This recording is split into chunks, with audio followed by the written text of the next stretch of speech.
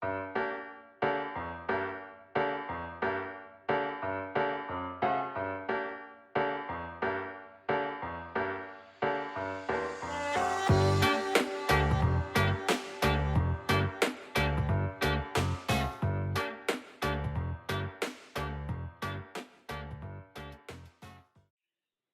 everyone to another one of our digital Ignatian Conversations. Today we are exploring the topic of how can we create a hope-filled future, accompanying a generation of digital natives.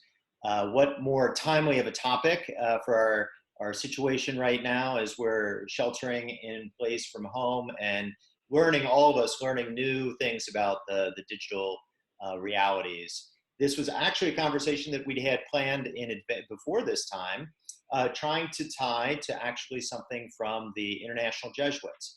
The International Jesuits came out with a number of different apostolic preferences. One of them is talking about a hope-filled future and accompanying the youth. So we thought we'd kind of combine that topic, the reality of this digital world, with that inspiration, that guidance from the International Jesuits to really think about what it means for there to be a hope-filled future. Excited to have today two extremely qualified presenters on this topic.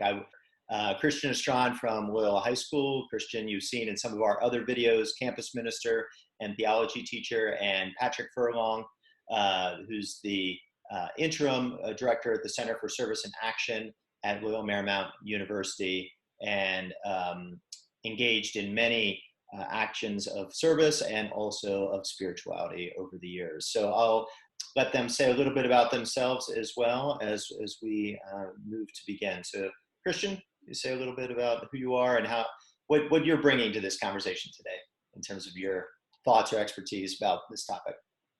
Sure. I think the easiest one to begin is just by identifying what year I was born, because it makes a lot of sense in this topic. So I happen to be, depending on which demographic model you use, I'm either the last year or the second to last year of millennials, being born in 1996. So I'm the super young side of campus ministry, and I'm a Jesuit college grad, both of Gonzaga University, and I did some time at the School of Theology and Ministry at Boston College. So I've been formed and shaped by Ignatian spirituality, but I've also been formed and shaped by the world of social media. I was the kid in high school who was a nonprofit media director for his part-time job. So I've been, kind of thinking about these topics, maybe not necessarily in a faith formation way, but in just an involvement way for a really long time, at least in the scope of my own personal life. I just find that social media, technology, and all of that has a profound way on the way people think, and in many ways, even the way in which we choose to interact with one another on a social level. And so I think those realizations for me have kind of steered me into conversations like this. And I find them to be a really key part of my work with high school students at Loyola each and every day as I try and pick apart and help them discern their own experiences. Excellent. Thank you, Christian. And Patrick, do you mind saying a little bit about yourself? Yeah, I love that introduction from Christian, because I was thinking about it and I was going to say the very same thing of, I think starting with the year of birth is actually going to be a really interesting segue into this. And so while Christian is kind of that final millennial, supposedly, before the transition on, I was born in 1983. So depending which demographic models you look at, I'm one of the first 2 years or so of the millennial generation. So I think we've been jokingly referred to as the elder millennials at different times, which certainly makes you feel old. Anytime elder can be attached to anything and a title with you. But, I think about it in terms of just my own upbringing and lens coming into the world. I still remember the first time I ever used the internet, and being in middle school. My dad worked with a computer company, and it was the mid-90s, and logging on to send an email to my local zoo. And I remember being in high school and getting chastised by a wonderful professor who ultimately helped me find my way to Loyola Marymount University, where I did my undergrad, where he got really annoyed with me and frustrated and said, "I hope to God you go to a Jesuit university, because I don't know who else will put up with you." And growing up in New Mexico, where we don't really have any Jesuit schools of any variety or anything else, I had no clue what a Jesuit was. And I turned to the internet to figure that out. I was too embarrassed to ask him that question. And so I remember going home that night and Googling the Jesuits and diving kind of deep and going, oh, wow, this might actually be where I want to go. And so I think I just occupy all these different spaces in the digital world, from kind of having one foot in and out of it, being able to recognize the joys of sitting with a printed newspaper and still getting a home delivery of a newspaper, and yet still also utilizing the internet very quickly and knowing how to kind of sort through different resources, things of that nature. I work with college students, so I always think I'm really lucky to kind of hear from you guys on the trends that are coming my way within the next 1 to 3 years. And I think I've definitely seen that digital divide in my own world, where I don't feel that old, and yet I recognize that I use the digital world very different than most of my college students, and I've learned to embrace that. And then I've got a 4-year-old and a 1-year-old at home, and seeing even just like the first time my kid ever held an iPad, how he intuitively knew to swipe, is something to kind of work through on its own. So really excited to engage in this conversation, just because I think it's so relevant now, but also just through that Ignatian lens. You know, I think a lot of times we look at it as, is this good or is this bad? And I think it's a very Ignatian thing to say, well, it's happening. So how are we going to respond to it to really do best with it and kind of get that greatest good out of it? No, it's a great reflection, and I love how both of you have kind of introduced yourself relative to the generational context. I'm glad that I can represent the Gen X generation here.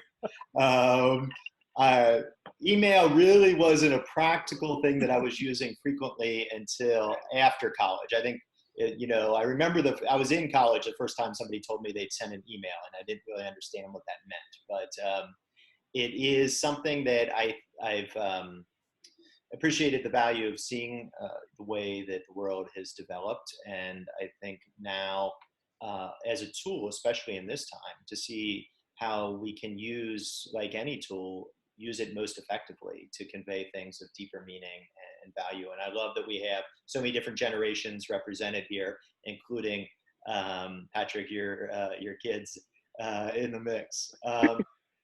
So one of the things, that was one of the first topics I think I wanted to just touch on a little bit explicitly, is this idea of digital generations, and the fact that there are different generations. I think many people are familiar with talking about kind of differences or ideas, Gen X, Millennial, Gen Z, whatever a younger generation is referred to. But I think it's helpful to give a little bit more context to that, in terms of the digital sense. We know the impact, as it talks about here, from one generation to the next, how things develop, and we can benefit both from the good that's done before, and also the trends that are developed that aren't always maybe as helpful as they could be. But like what's it mean to talk about digital generations? And maybe I'll turn it over to Christian, because I know that's something that he's thought about over time. Yeah. So thanks, Bob. This is one of those really interesting things that I have found in kind of my own research and my own writing. And one of the things that I've been involved with recently that's helped me think about this is an international Jesuit symposium on, theology in a digital context, and what does that mean? And there's a whole rabbit hole of thought you can go down there, which I did with a Jesuit who's a dear friend of mine, Father Clancy, in another video. But I think one of the really interesting things here is that understanding that I think you might have heard in between where Patrick and I, in our introductions, we have very different memories of our first time interacting with technology. Whereas I remember growing up, my family had a computer. It was dial-up, granted. But I have memories of, being a high school student, being a young person, entering into an education and professional context where one of the first pieces of advice that I got from people was, you have to have a LinkedIn, right? And that's now a super common, versus uncommon. It's a very common thing for people who are young to know that having a LinkedIn is important, because it lets people find you and you build a network through that way. And so what you see in those kind of touchstone experiences is that it's very soft border, but two kind of categories have emerged in academic language, of one being digital natives, which is, I kind of represent the first cusp of that. And even inside of digital natives, there's an emerging group of first generation digital natives and then later digital natives. So kids who are born today obviously have a much different experience with technology than I did, because half of my students don't even know what dial-up is. I will make a reference to the AOL like sound and they look at me like I'm crazy. So, you know, there's those experiences within that divide, and that's kind of its own interesting topic. But you have that digital native part, and then you get into digital immigrants who are, and I think Patrick represents like the last chunk of digital immigrants, if you listen to some of the anecdotal research on this, in terms of saying they're the ones who developed the first usage practices of technology, and they are really the ones who are helping who instructed and taught people who are Gen Z and younger millennials in terms of how do you begin to access technology and what does this look like. So you have this really interesting divide, and then of course when you get to the digital immigrant part, it kind of like phases out into various tiers, kind of the further back you reach.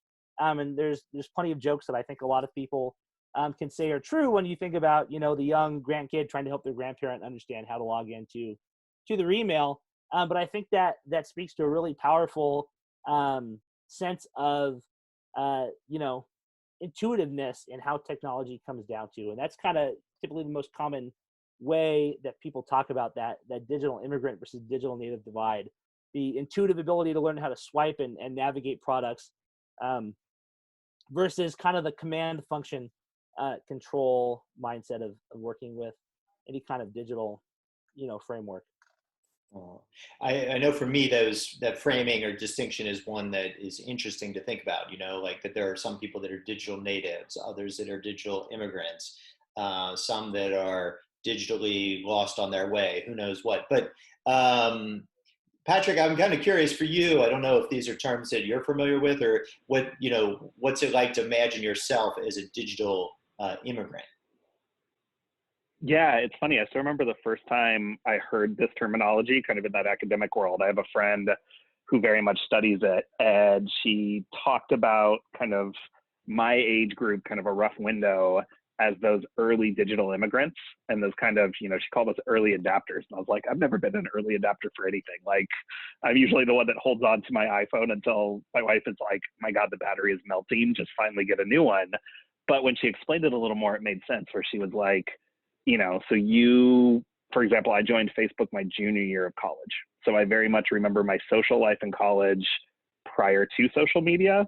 And I remember when social media just swept it up, and it was the way you kind of had everything initially early on, right? And so I kind of have that ability of recognizing, you know, life before all that stuff existed, and then also a life that became increasingly dependent on it for the ways in which we engage socially, do other things like that. And so I think it's a really interesting domain to stand in. I think, you know, as life goes on, and maybe Christian can speak to this more, I don't know the research as well, like the mantle shifts, right? Where like we might have been those early adapters, but I'm certainly now watching some of my colleagues who are born in their mid-90s, and they definitely have much more familiarity with some of the digital resources being utilized right now, but find themselves in that same position I found myself on early in my career, where they're like, I get it, I just don't engage with it, you know? So like Christian may have a much better understanding of why the heck TikTok is so darn popular, but is like, I'm not going to personally engage with it, right? And like,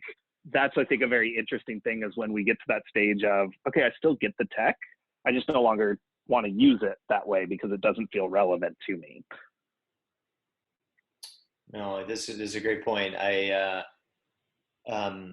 And I think it raises kind of the awareness that we can have. And I think that we want to, you know, that we're obviously in this conversation, we're reflecting on a certain context or reality about the ways that people interact. A lot of people out there in terms of the digital world, they're just in it, right? They're not necessarily, especially let's say, you know, younger generations, always reflecting on, well, what's this mean, or viewing it even as a generation or a tool. It's just how things are, or their life. I want to highlight, just makes me think a little bit, connecting it kind of with the Ignatian spirituality piece, how much, you know, St. Ignatius grew up in a time when information was a key issue, and also one where there was so much turmoil in the world, especially as we, they moved into not just, earlier than him, but the printing press, and then the way that that played out in the spread of information, ultimately the Protestant Reformation, the ideas that were spread, how much sorting through information and being able to evaluate it was a key part of the generation that he was a part. Obviously with very different technology, but it kind of an interesting parallel in some ways. Yeah, Bob, that's really interesting. You mentioned that. I'm going down one of those tech rabbit holes. But one of the language sets that I work with, and my own thoughts on this, is the idea of a new axial age with digital media and digital, really just existence. Right, the idea that we have a curated image of the self that anyone can access at any time that we're not aware of, changes the way that we really do interact with the world. Because, for example, something like this video, in the future, I'm going to have students who might look me up and they're going to find this and they're going to watch this. And, I have to know that portrays a kind of a permanent image of myself that mass writing portrayed of authors, back in the time of Ignatius. And really the idea that we are entering into a new type of, I don't want to say dualistic presence, but really the way in which we are extending ourselves into a new network of, I think, interrelationships with each other is really what a lot of this thought is about, because we are really trying to learn how to discern something like Patrick said with TikTok, right? Like that's a totally new way of interacting with people socially. One that I personally get. I have to say that my teenage sister helped me get over that hurdle, but she has, I see the humor, and I briefly appeared in one, and then I swore to never do it again. But I certainly see that the way in which we are presenting ourselves and the way we're choosing to communicate is so rapidly evolving, and I think that presents some really great questions and also challenges for anyone involved in Ignatian formation right now. Yeah, I mean, so one thing that made me think of is, I think one thing I was always kind of raised with going into that digital world was treat anything you write like it's a postcard that anyone can see. And I sometimes relay that point to some of my students and they're like, oh, or, they come to me because we have to have a tough conversation because they put something out into the world in a very big way and then are like, and it kind of spun out of control. But a few years ago, I worked in a different part of the university. I worked with something called our community of care. So I always kind of relate it to like we were the paramedics in the overall response to any time a student had any variety of crisis, whether it was social, emotional, mental, academic, et cetera. We're those ones that first get called in and we work to figure out what's going on with the student and connect them to the appropriate resources. And one thing that shook me, part of my job was when students kind of ended up in the worst of worst situations and they were hospitalized for mental health challenges, often against their will.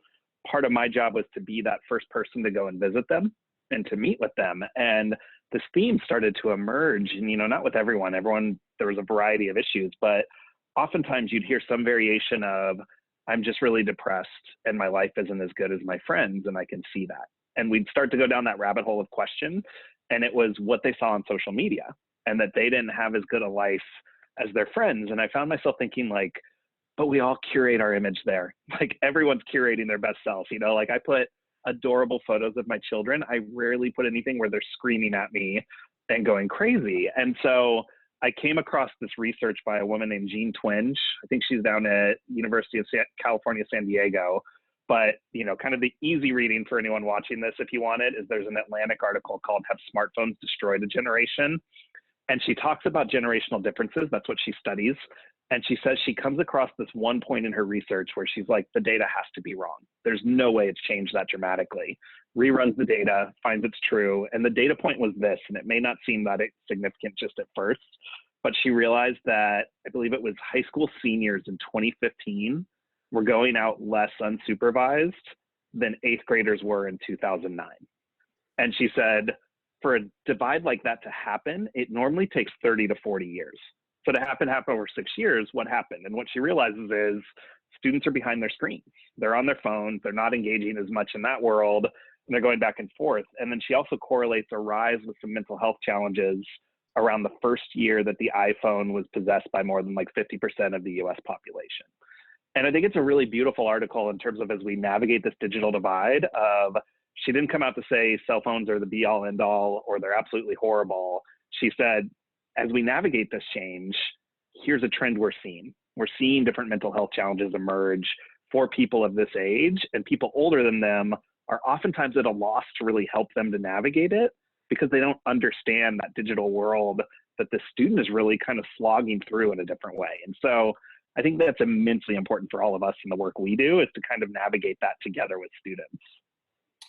I think that's a great point about being able to understand and to some extent enter into a world of somebody else, right? And that it's so characteristic of Jesuit ministry going back to the early days of going out, Francis Xavier going to other cultures, or, the way that St. Ignatius worked with people of so many different classes and backgrounds. And that ability, that advice he would often give to listen and to learn so that you can, be able to relate to people, enter into their world.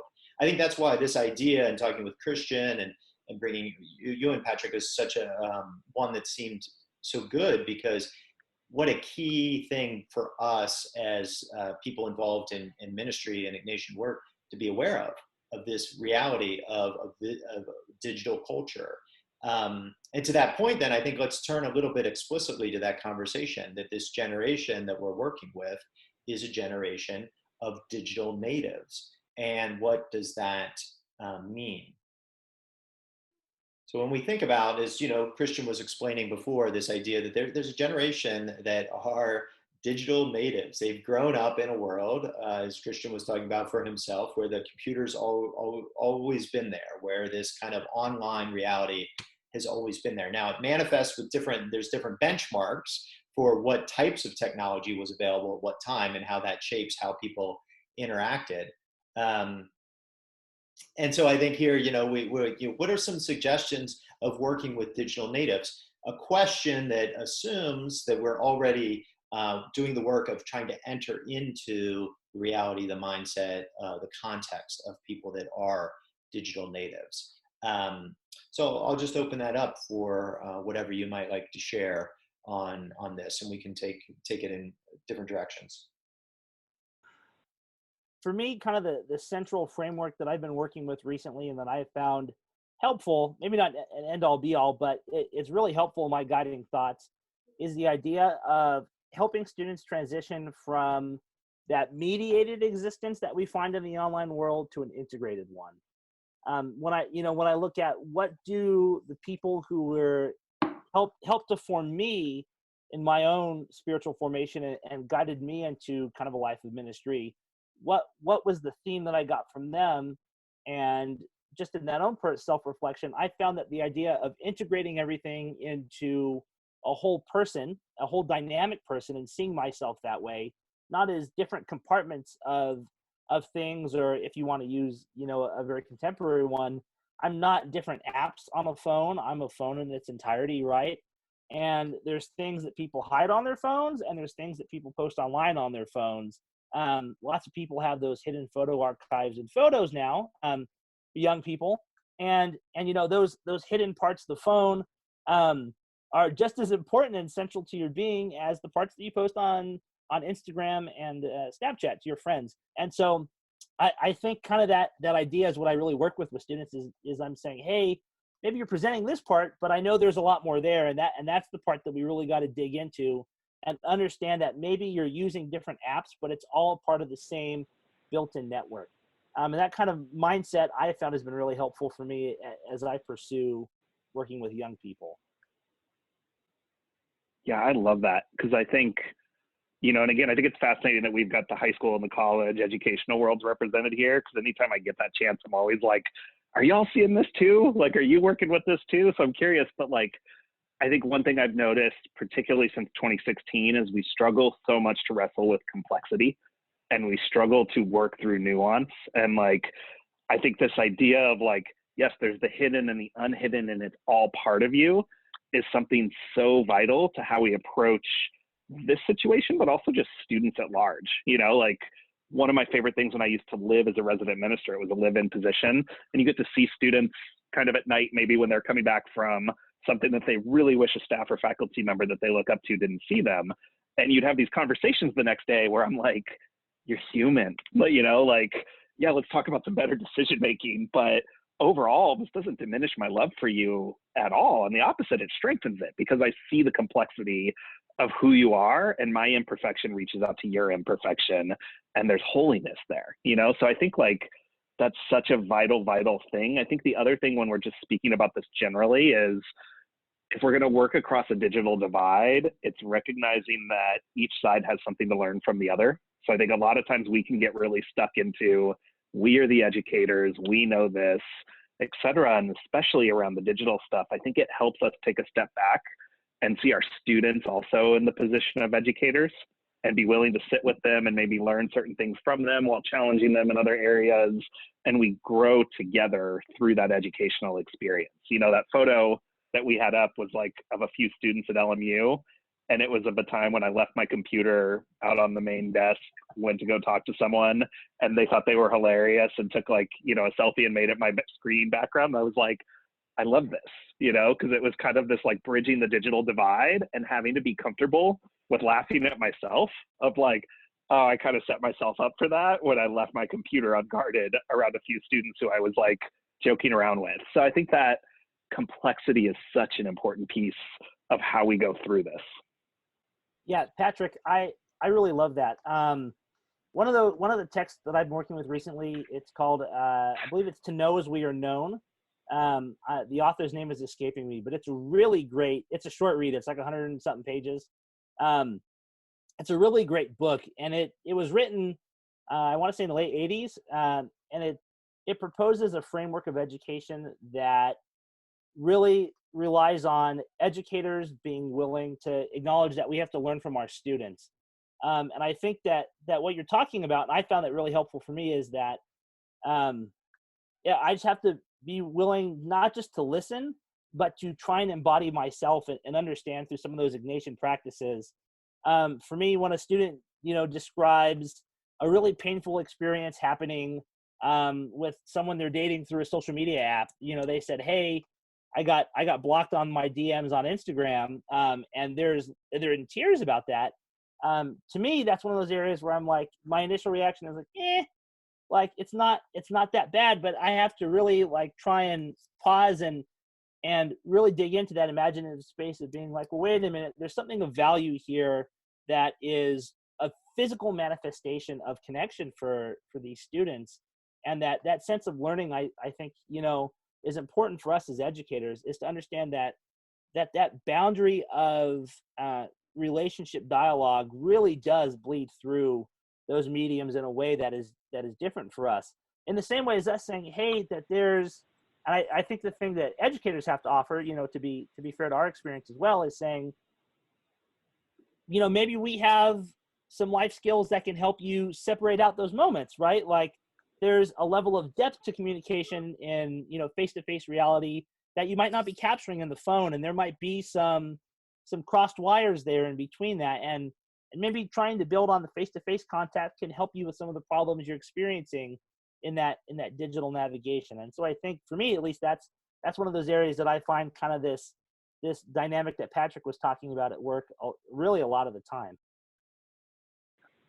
I mean, isn't that cool to think of like imaginative prayer, right? Something that I think our students sometimes are like, what? Like you're telling me to do this with the Bible, and to kind of translate it and say, that can also be used with us and how we engage with one another, and, kind of doing that. I think too of like, I wouldn't say I see this as a trend yet, but one thing I'm seeing more and more from some of the students I work with is that they're actually kind of finding a way to regulate the balance between digital and non-digital in ways that their peers just a few years prior were not doing. So I've got more about trying to be in spaces and making rules when they're with their friends of like, hey, when we're together, our phones go on the table and no one grabs them because we're here together. And like, the CASA model of education and all of that stuff, like that was really big, this kind of social justice education. I think we're seeing that more and more. And I think of like, I don't know if you guys listen to the podcast On Being with Krista Tippett, but she had the founder of Wired magazine on a couple of years ago. And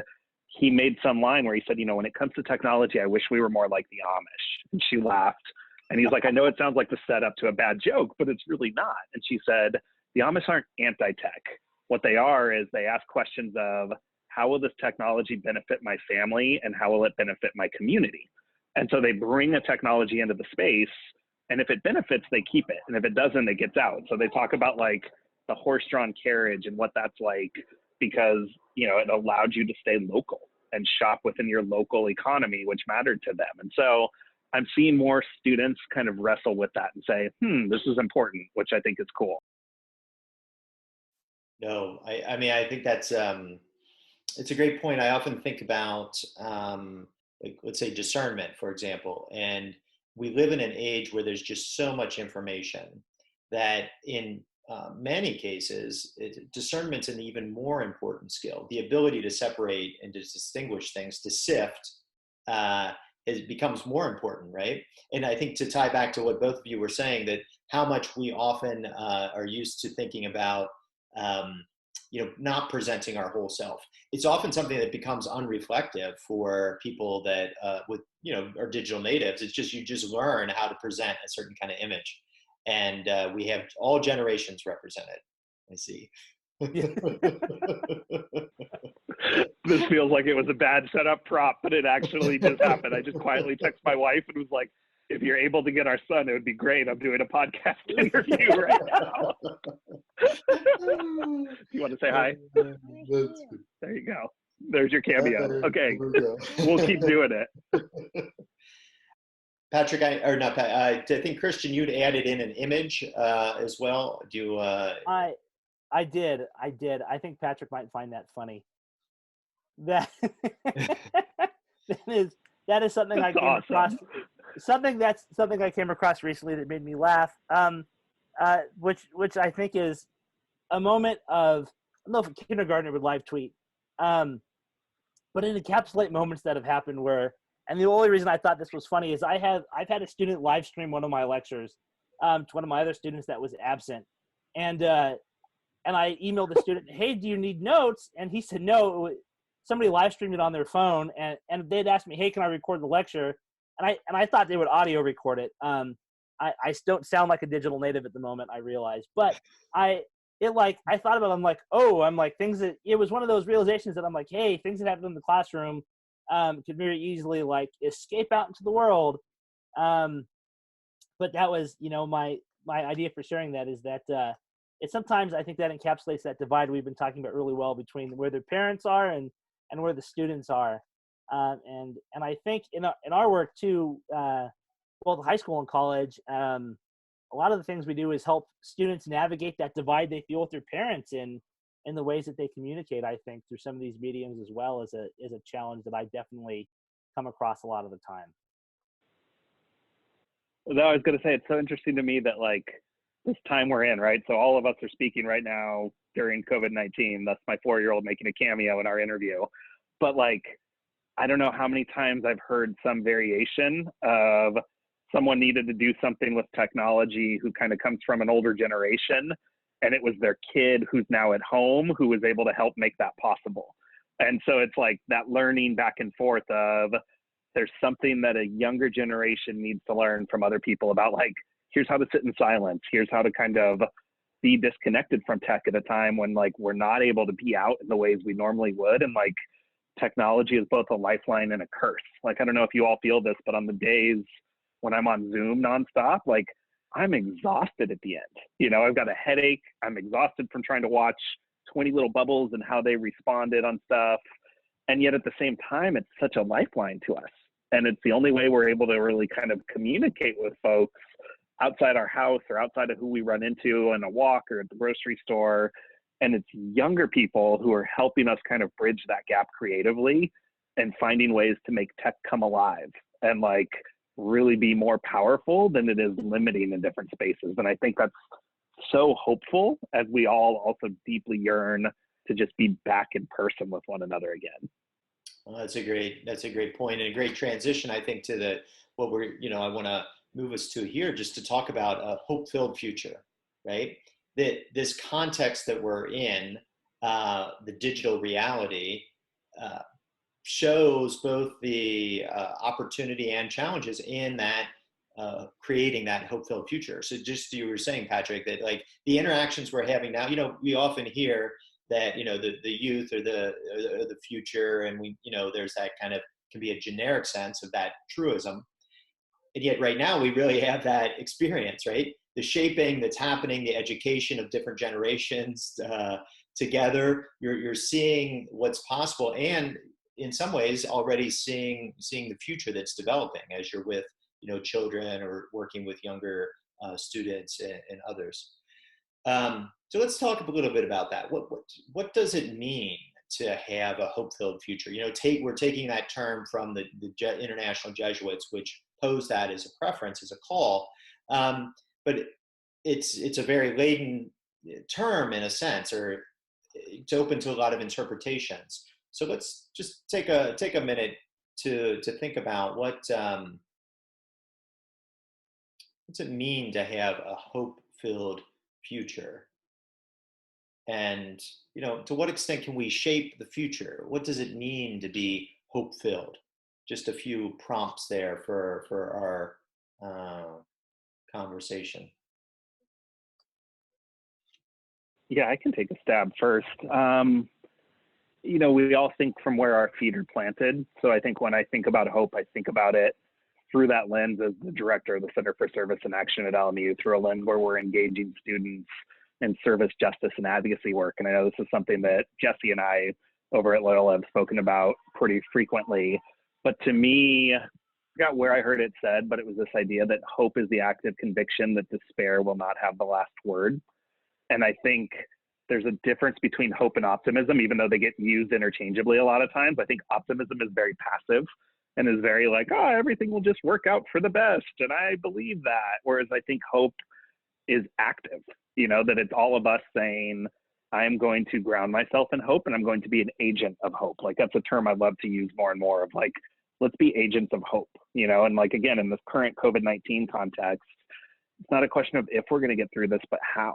And one thing I've started doing is creating a journal, and I haven't journaled in years, but a friend reminded me, like, it will help hold you accountable day by day, because years from now, when I look back on that journal, who will I have been?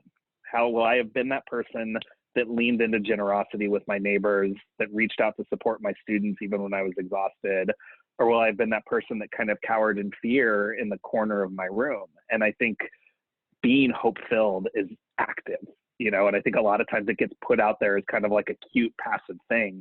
And to me, it's like, no, like, we stand with our students that are DACA recipients or in mixed status families as it pertains to immigration, because we have a hope for a better future, and we're not just going to stand by and wait for it. We're going to be part of trying to create that, even though we know sometimes the odds feel lined up against us. So that's kind of, I guess, one thought that kind of sparked when I read those questions, was like, let's be agents of hope.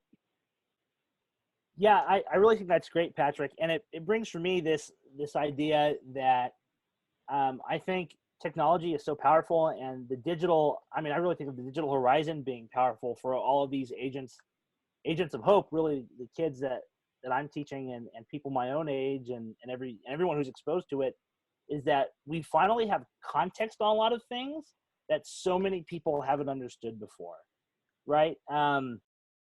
And I'm trying to remember where I heard this quote, and it is escaping me, right? But it's the idea that sometimes before we can craft that vision of the hope, we really have to see all of the pain and the hurt in our world brought to the forefront for us. And I think what at least I've experienced in my own lifetime is that technology has brought the stories of people that were never encapsulated and seen before in a meaningful way, and it's presenting people's stories and people's ideas and people's really truths and their own really diverse ideas of hope in their own voices. I think of Black Lives Matter, as controversial as it might be for a lot of people. We're seeing these really just powerful, gripping stories from people, and it's not being told on the evening news broadcast. I think of people like my grandparents who I happen to be helping out during this right now. They still watch the evening news broadcast, and that's where they get their information. And I think of, I'm like, that's a really powerful filter, and it's being told them through someone else. Instead, I think of a young person, and they're, live streaming some of the abuses that happen in our society, and they're seeing firsthand what's happening, and there's not a filter there. It's exposing things that are going on and really inspiring newer and more dramatic visions of hope, because we're hearing people in their own truth and in their own context. And I think that's a really powerful thing for the reality of a hope-filled future. And that's something that gives me a lot of, not optimism, Patrick, like you were talking about, but hope. I feel empowered to help young people develop new ways of contextualizing and breaking apart their experiences in an integrated fashion, because their truths can be so powerful with the tools at their disposal. Great example. I think it makes me think a little bit about just the dynamic of the spiritual exercises of St. Ignatius, which is grounded first in, God's love and how we're loved, but then a recognition of the brokenness in our world and in our own lives, so we can move forward as companions of Jesus into creating a better world, right? And there's something about grounding in the reality of brokenness that's so critical to a real hope, a true hope that really is imagining a different world. Yeah, I mean, I think of that, Peter Hans Kolvenbach, the former superior general of the Jesuits, gave an address at Santa Clara either in 2000 or 2001. And for those of us that have ever worked in the space of immersions, it's just vital, where he's got this line of, when the heart is touched by direct experience, the mind may be challenged to change. And that's kind of like the punchline that gets out there, but he goes a little deeper and talks about, like, students have to let the gritty reality of the world into their hearts and their minds so they can learn to feel it and then think about it and respond to it critically. And I think, like, everything Christian just kind of laid out, it was like, it's Kolvenbach. It's finding that way of, like, we have to not just shield ourselves from that, but, like, letting the gritty reality in then gives us a sense of, like, here are the stories that don't make it. I'm in my first year of my doctoral program, and we were going through our quantitative and qualitative data courses. And I told a professor at the end, I said, I got to confess, like, I feel more comfortable doing qualitative research, but I have a bias towards quantitative. Like, even though I'm not good at numbers are impressive to me. And she's like, you're in a program that's education for social justice. Qualitative data matters more than any other space in a program like this, because if you're doing justice work, presumably you're going to be working with communities that are often marginalized in academia. And qualitative data is a chance to allow people to bring their own voices into your dissertation, into your research, and not just have you designing study questions and interpreting it, but saying, here's what this person said about their lived reality. And you're then taking that and amplifying that message rather than trying to translate it. And I was like, okay, I just became a qualitative data fan on that. So, what Christian said just totally resonated with me right now, where I was like, yes, like, all of that is hope-filled. Well, I think that touches on a little bit as we're trying to mediate or talk about, both the universal experience that we have as a society or as a generation, and the individual, right? And how we kind of intersect in those two. There's an additional question. I'm not sure. Christian, did you add the? I did add the default question, and I think we have touched on this, but I think it's also really helpful for the idea of a hope-filled future of really, can the default experience of the digital horizon provide an adequate model of living a lifestyle in line with the values of pure personalis? And then there's the divide joke, is the student saying, there's no icons on the chalkboard. How do I click through this? Doesn't know what to do. And I think it raises that question now, right? Like, we have kind of broken out, like, we are seeing all this diversity in the world, and what I think it's asking the question, does the digital world that's presented to us now contain default things that can help us create a hope-filled future? Or what are the steps that we need to take and implement into, what kind of new settings or new apps do we have to create, using that framework, in order to help get us to a hope-filled future? What's missing? Or what's there that maybe we're not creatively reimagining in our own framework already? Yeah, I love that, because I think like there's such a need for kind of both, right? Like I'm sure in campus ministry, you all maybe talk different times of like, we meet students where they're at, and like it's my job as the minister to really be the one to figure out how to do that. It's not the student's job to figure out how to conform to my expectations. I need to recognize that in a room of 10 students, each of them are at varying levels of their own faith and spirituality life. And my job is to be flexible and humble enough to try and engage each of them in that space. And I think you can make a transfer of that to the digital world and say like, it's really taking ministry and applying Cura Personalis to ministry in a digital way that makes all of what we're talking here about a hope-filled digital world possible. And then I think the other part is like, we're recognizing the value of the analog world, and that's also good. So when LMU got shut down, those first couple of weeks were a swirl to get thousands of students moved home and transfer classes online. I'm sure everyone has some variation of that experience that we'll all reflect on later.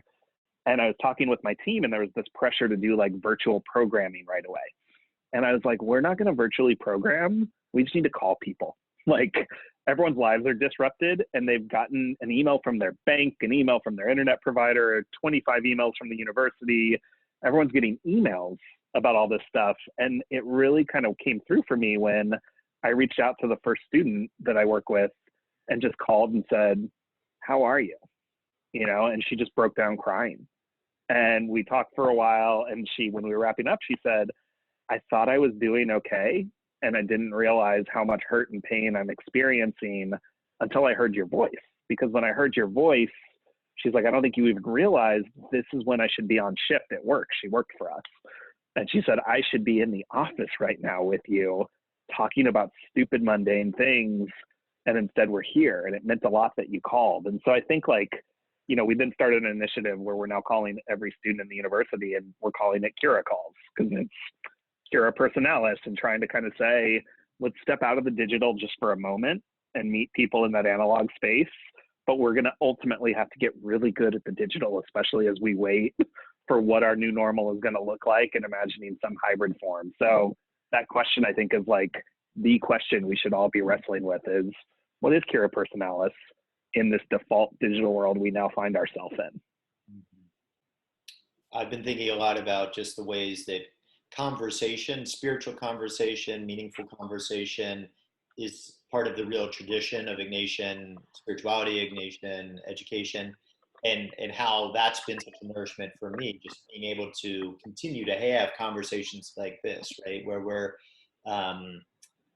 I think there's a truth to the experience of being able to reflect with others on an idea that's significant in our lives for a period of time that is important in whatever platform it happens in. And I think that finding those ways for that, for the conversation and connection to be meaningful. I love what you're saying, Patrick, too, because I think there is that personal touch and the openness just to listen, which is such a key part of any real conversation, right? Where we're really just partly creating the space to hear how that other person is doing. So yeah, such an important question to think about at this time. Patrick, I think about your example of the journal in my answer to this question. A lot of our classes at Loyola have gone into Zoom meetings for the course. And I did a pulse check on my students right when we, about a week, maybe 2 or 3 weeks into when we first shifted at Loyola out of in-person meeting. And the feedback I've continued to receive all the way through is that, they're saying we're zoomed out, we're done, and so my course has shifted almost entirely to them writing short reflection papers. And I have gotten really great student feedback because I have kind of become a place for them to keep a record of processing their experience through the examen at least once a week, right? And so that analog space for them, it's done through a keyboard. So, but the analog act of writing out and, creating that record for them to keep for themselves has been something that they have really valued. And that surprised me that was the preferred, preference they gave me for the course. And because I figured they would want to do social interaction through Zoom and things like that.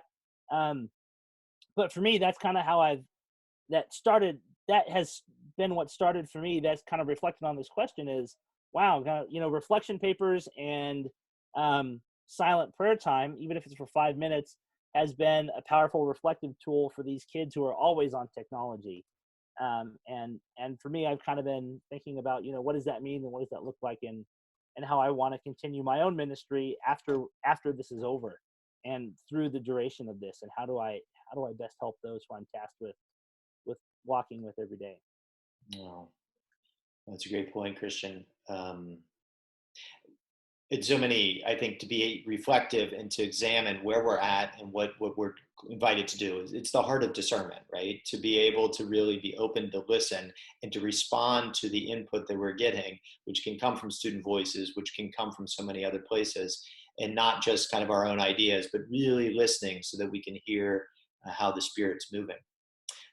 Coming to the end of our time together, I just wanted to see if there's any last comments or reflections you wanted to add. I just love to double down on Christian's point earlier. I mean, that analogy of the cell phone and the apps, I just think that's such a beautiful, fitting analogy for the time we are in. And we've kind of talked about service in our office and told students very early on, should you have that privilege to socially distance, that is what kinship asks of you in this moment. And that feels weird, but it's important. And we've kind of transitioned more to how are we curious about ourselves during this time? How are we diving deep into ourselves? How are we diving deep into some of the societal breakdowns we're seeing?